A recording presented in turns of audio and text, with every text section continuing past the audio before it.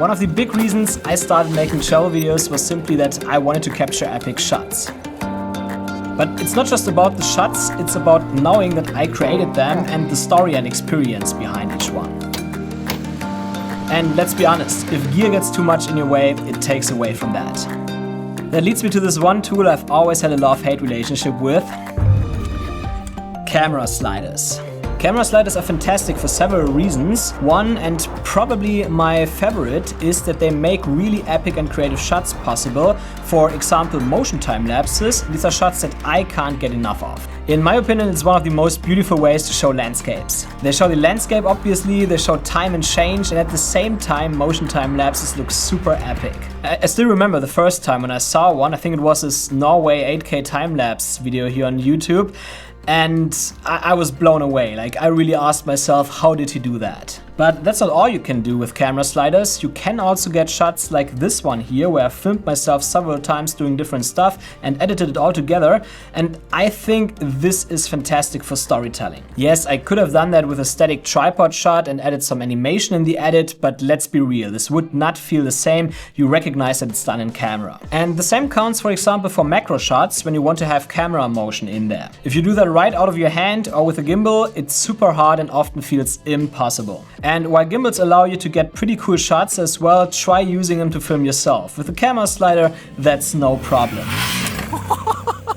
So these are all reasons why I think camera sliders are really cool and underrated tools. However, I always see people using gimbals or no stabilizers at all, but camera sliders, I feel like, are still pretty rare. And if I really think about it, I also have to say that despite having camera sliders for many years, I didn't end up using them much. For the past 2 years or so, I had the Zeapon Micro 3 slider here, and when I used it, it was usually only at home in my studio, and even there, not very often. And that was simply because it's so bulky, because in order to not only get the slide movement, but also rotation at the same time, you have to use the Pons PT system on top, which makes it pretty big and not really fun to use. So most of the time, I just ended up setting my camera to 60 frames per second or 120 and capturing some quick product B-roll straight out of my hand instead of using the slider. And of course, I never took the slider anywhere outside. It's just too chunky. Now, as you might have expected, Zeapon recently released a new camera slider that, surprised, solves all that. It actually does. And the slider I'm talking about is this one here, the Zeapon Evo slider. As you can tell, the slider looks quite a bit simpler than the Micro 3, and that's because the slider has panning integrated. So instead of having this Micro 3 design where the top kind of slides independently from the bottom to extend the travel distance, they went for a simpler design here to allow for panning. And I have to say I prefer that. So the way it works is that to let the slider pan while it slides, you simply loosen the screw inside on the right, you unlock the center part with the lever on the left and simply drag it however you want. Then you position the slider so your object is always framed as you want and you're ready to go. It's that simple. Also, letting it slide is quite easy. You just use one of those Sony NP-F batteries, which are widely available and cheap, or power it via USB-C if you don't have one. Then you turn it on, set your A point and B point, adjust the speed, press start, and if you want to, you can also lube it, for example for interviews or talking head shots. And to set it back to a simple slide without a pan, it's magnetic, so it snaps right into the straight position. So that is already super easy and quick, but if you want to do more complicated shots, such as motion time lapses, or you need to set more points than A and B, you can also connect to the Zeapon app, and there you have all the options. It even has a 2.5mm camera remote port, so when I shoot a motion time lapse, for example, I can connect my camera directly to the slider and it automatically triggers a photo after sliding a tiny amount based on my time-lapse settings. These time-lapse settings are also really well integrated because the app essentially does all the calculations for me based on my parameters, so I really don't have to do anything anymore. I basically just have to think about the frame rate and the time, and the slider does the rest. I think that's perfect. I really like that we have those two options because sometimes I just want to get a quick shot without having to connect it to my phone,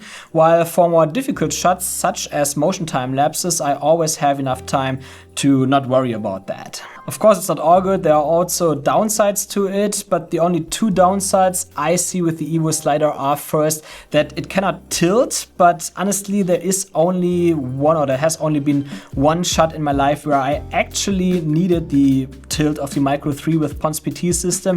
And that was this one here. And I could have used a different shot in that video. It wasn't super important, but nice. And the second downside is also a minor one. It's that the legs are not foldable, which I found makes placing the slider sometimes a bit more tricky. You can extend the legs to ensure it's level, but when it comes to that, I certainly prefer the legs of the Micro 3. So it's great, but like all products, it's not perfect. And it also comes in two lengths. I have the D60 version here, which is the larger one with a 44 centimeter travel distance. There's also the D40 version with only 24 centimeters travel, but it almost weighs the same as the 40 centimeter one because it turns out that the motor adds the most weight. So just increasing the size isn't a problem weight-wise. And I think especially for time lapses, the D60 is a bit better. You just have a bit more travel distance there.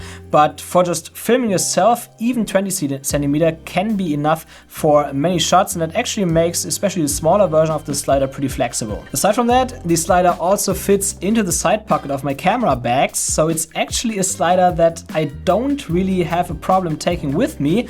Of course, not on super long hikes or short international trips, but for about 80 or 90% of the locations I film at when I'm intentionally going somewhere to capture a motion time lapse or so, the slider is actually perfect. So it's definitely a slider I can recommend a lot, and I have to say it's my favorite so far. So if you've been looking for a slider already but you've been hesitant, or it just made you interested in playing around with one, then check the link to the slider in the description below. It's an affiliate link, so I get a small commission if you purchase through it, but you don't pay anything extra. That's literally the cheapest way to support this channel if you enjoy my videos. And if you want to see a bit more of what I did in the past with camera sliders, check out this video in the corner. You will see more there. And let me know in the comments what you think about camera sliders. Do you already use one, and what are your favorite shots? Feel free to share so we all get some ideas.